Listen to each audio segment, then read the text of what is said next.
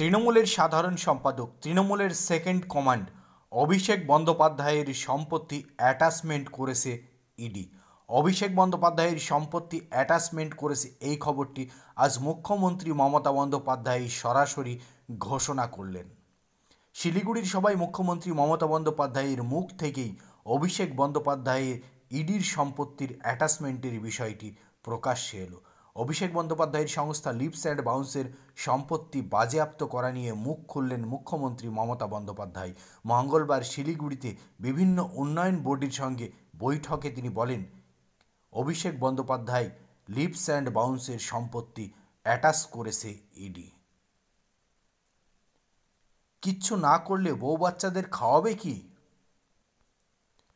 সদ্য বিয়ে করেছে যুবক ছেলে, বউ বাচ্চাদের তো খাওয়াতে হবে।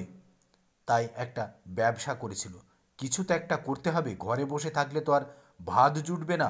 ওর একটা ব্যবসা ছিল, সব সম্পত্তি অ্যাটাচ করে দিয়েছে। সরাসরি মুখ্যমন্ত্রী মমতা বন্দ্যোপাধ্যায় শিলিগুড়ির সভা থেকে বললেন, অভিষেক বন্দ্যোপাধ্যায়ের সম্পত্তি অ্যাটাচ করেছে।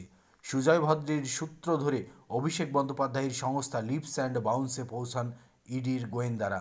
কী কারণে সুজয় কৃষ্ণের সংস্থা লিপস অ্যান্ড বাউন্সকে মোটা টাকা দিয়েছিলেন তা নিয়ে আদালত প্রশ্ন তুলে দিয়েছিল।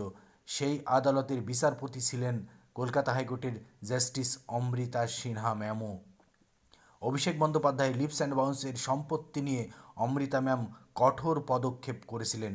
তারপরে ইডি প্রায় 7.5 থেকে 8 কোটি টাকার সম্পত্তি বাজেয়াপ্ত করেছে অভিষেক বন্দ্যোপাধ্যায়ের লিপস অ্যান্ড বাউন্সের, যেটা আজ শিলিগুড়িতে প্রকাশ্য সভাতেই বললেন মুখ্যমন্ত্রী মমতা বন্দ্যোপাধ্যায়।